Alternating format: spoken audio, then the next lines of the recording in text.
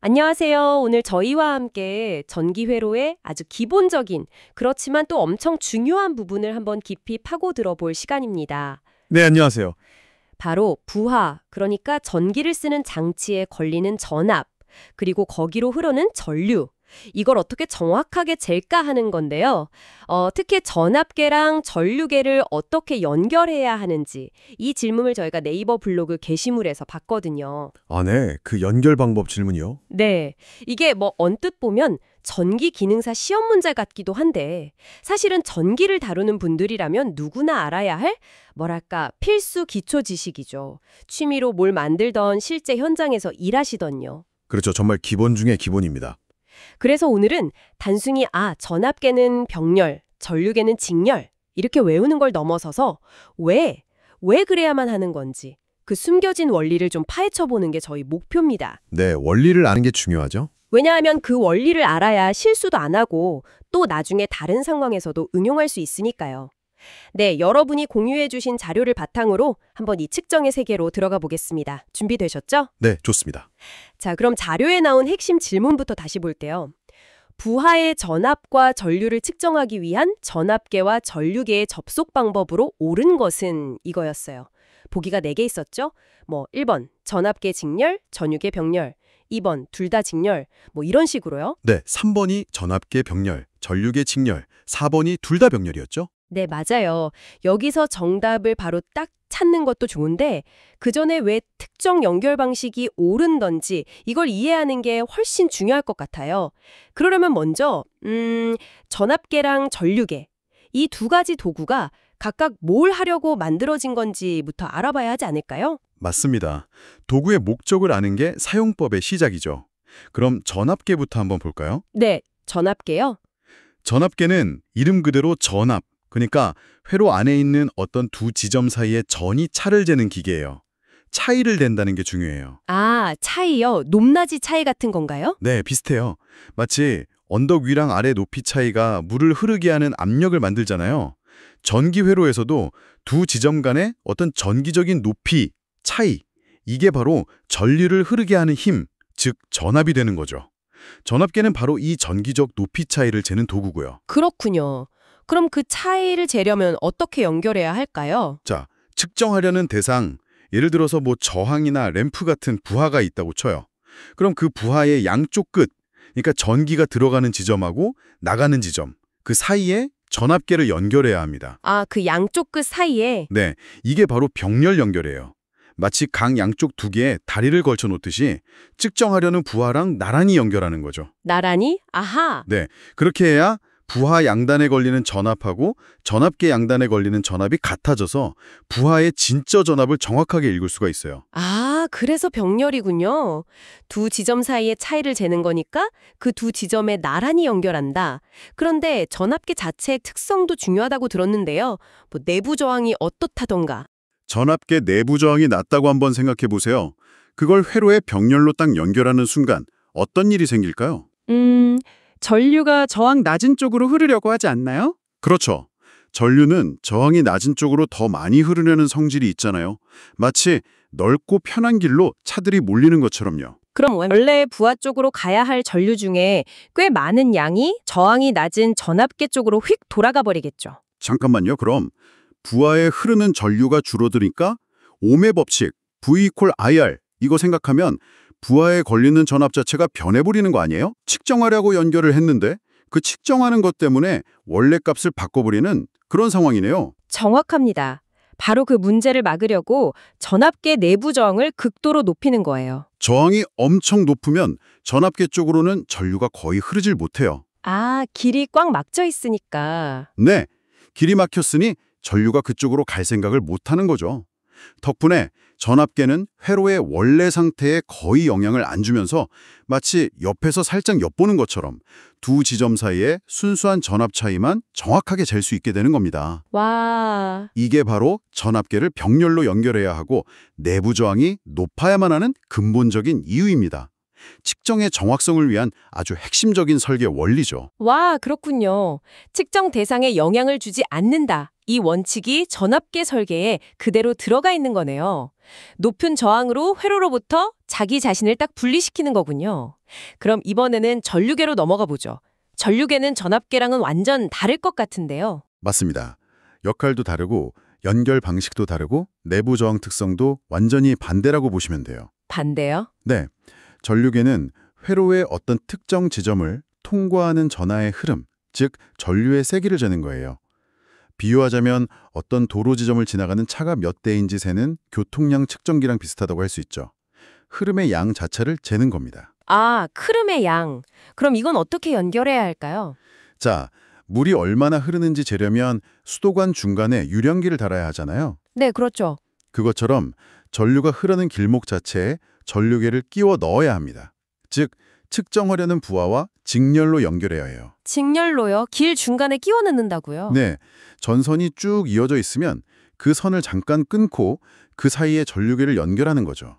이렇게 해야만 부하를 통과하는 모든 전류가 하나도 빠짐없이 전류계를 거쳐서 지나가게 되고 그 총량을 정확하게 잴 수 있습니다. 직렬 연결이면 전류가 흐르는 길에 측정기가 하나 더 추가되는 거네요. 그럼 아까 전압계랑 반대로 이 전류계 자체의 저항이 크면 문제가 되지 않을까요? 길 중간에 갑자기 큰 돌덩이가 나타나는 셈이잖아요. 예리하신데요. 정확히 그렇습니다. 그래서 전류계는 전압계랑 정반대로 내부 저항이 매우 낮게, 이상적으로는 거의 0에 가깝게 설계됩니다. 아, 이번엔 반대로 엄청 낮게? 네, 만약 전류계 저항이 크다고 생각해 보세요. 회로 전체의 총 저항값이 커지겠죠. 원래 있던 부하 저항에다가 전류계 저항까지 더해지니까요. 그럼 ohm의 법칙 때문에 회로 전체에 흐르는 전류 자체가 줄어들겠네요. 그렇죠. 측정하려고 전류계를 연결했는데 그것 때문에 원래 흘러야 할 전류값이 변해버리는 거죠. 또다시 측정 행위가 측정 대상을 왜곡하는 상황이 벌어지는 거예요. 아, 또 그 문제가 네. 그래서 전류계는 내부 저항을 거의 0에 가깝게 만들어서 마치 그냥 전선이 연결된 것처럼 회로에 거의 아무런 영향을 주지 않도록 설계됩니다. 전류가 흐르는 길에 아무런 방해 없이 그냥 쓱 통과하면서 그 양만 정확하게 셀 수 있도록 하는 거죠. 와, 이게 바로 전류계를 직렬로 연결해야 하고 내부 저항이 낮아야 하는 이유입니다. 전압계랑은 정반대의 방식으로 측정 대상에 영향을 주지 않는다는 원칙을 지키는 셈이죠. 아하, 이제 두 측정기의 원리가 딱 비교가 되네요. 전압계는 높은 저항으로 벽을 치고 병렬로 옆에서 엿보는 방식이고 전류계는 낮은 저항으로 길을 터주고 직렬로 통과시키는 방식이군요. 네, 맞아요. 결국 둘 다 측정 과정에서 회로의 원래 상태를 최대한 건드리지 않으려고 한다는 점은 똑같네요. 와, 진짜 똑똑한 설계 원리인데요. 그렇죠. 이 설계 원리를 이해하는 게 단순히 연결 방법을 외우는 것보다 훨씬 중요합니다. 여기서 핵심은 바로 측정이라는 행위 자체가 시스템에 미치는 영향을 최소화하려는 노력이에요. 이건 뭐 비단 전기 회로뿐만 아니라 과학의 모든 측정 분야에서 아주 중요한 원칙이거든요. 아, 그렇군요. 우리가 뭔가를 관철하거나 측정할 때 그 행위 자체가 관찰 대상에 영향을 주면 안 된다는 거죠. 네네. 그럼 이제 원래 질문으로 돌아가서 답을 확실하게 찾을 수 있겠네요.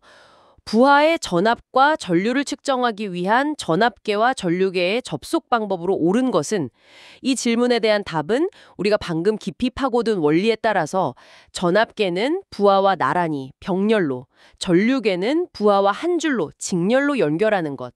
보기 중에서는 3번 전압계, 병렬, 전류계, 직렬 이게 정확한 답이 되겠네요. 네, 맞습니다. 자료에서도 3번이 정답이라고 하고 있고요. 이제 왜 3번이 답인지 그 이유까지 명확하게 설명할 수 있게 된 거죠. 네. 전압계의 높은 내부 저항은 병렬 연결했을 때 전류가 전압계로 새는 걸 막아주고 그렇죠.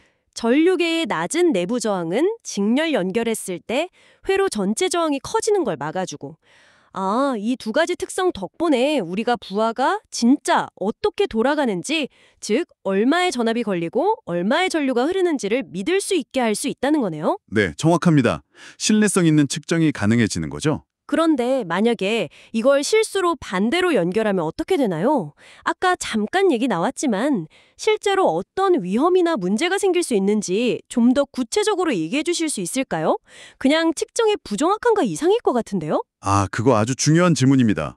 실제로 잘못 연결하면 단순히 부정확한 측정을 넘어서서 심각한 문제를 일으킬 수 있어요. 네. 첫 번째 경우, 내부 저항이 아주 낮은 전류계를 전압계처럼 병렬로 연결했다고 상상해 보세요. 예를 들어서 전원 있잖아요. 배터리나 콘센트 같은 거. 그 양단에 전류계를 바로 연결하는 거예요. 네. 전류계는 저항이 거의 없다고 했죠. 그럼 전원 입장에서는 양쪽 끝이 거의 저항 없이 그냥 바로 연결된 거나 마찬가지예요. 이걸 우리가 단락, 쇼트라고 부르죠. 쇼트요. 그거 위험한 거 아닌가요? 매우 위험합니다. 옴의 법칙에 따르면 저항이 거의 0이면 전류는 이론적으로 무한대에 가깝게 흐르려고 해요. 무한대요? 네.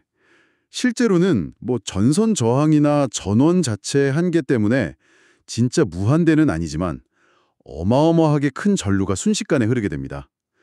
이 과전류는 전원 장치를 망가뜨리거나 회로의 다른 부품을 태워버리거나 심하면 불이 날 수도 있어요. 헉, 화재까지? 네. 물론 전류계 자체도 이 큰 전류를 견디지 못하고 내부 퓨즈가 끊어지거나 아예 망가져버리겠죠. 절대로 그렇게 연결하면 안 됩니다. 와, 생각만 해도 아찔하네요.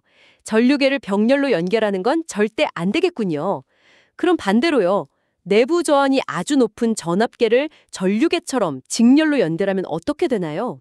이 경우는 쇼트처럼 즉각적으로 위험한 상황은 좀 덜하지만 역시 제대로 된 측정이 불가능하고 회로가 정상적으로 작동하지 못하게 돼요. 아, 이번엔 작동이 안 된다. 네. 전류가 흐르는 길 중간에 저항이 어마어마하게 높은 전압계를 끼워 넣은 셈이잖아요. 마치 좁은 골목길을 거대한 바위로 꽉 막아버린 거랑 똑같아요.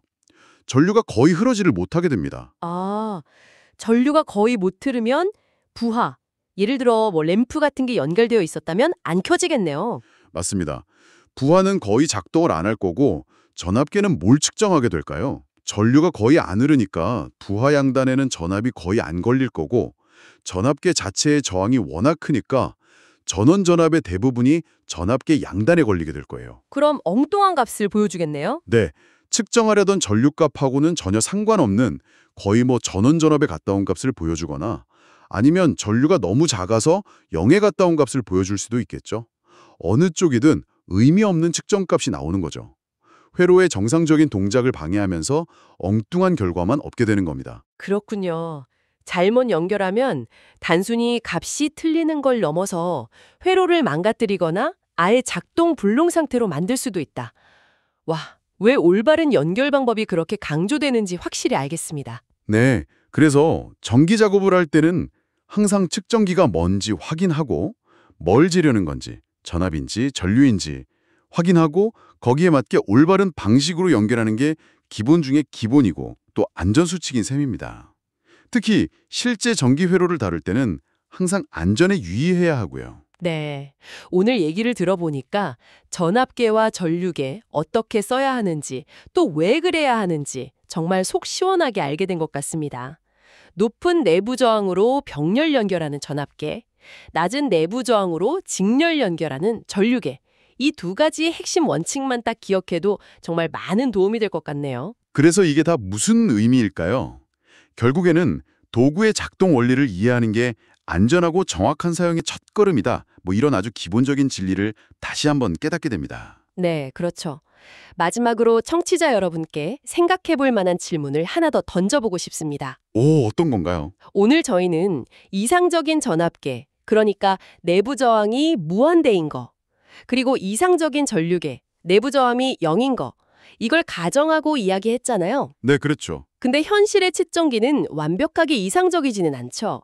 실제 전압계는 저항이 아주 높지만 무한대는 아니고, 실제 전류계도 저항이 아주 낮지만 0은 아니거든요. 아, 그렇죠. 현실은 다르죠. 그렇다면 이 실제 측정기의 이상적이지 않음이 아주 정밀한 측정이 필요한 상황에서는 어떤 영향을 미칠 수 있을까요?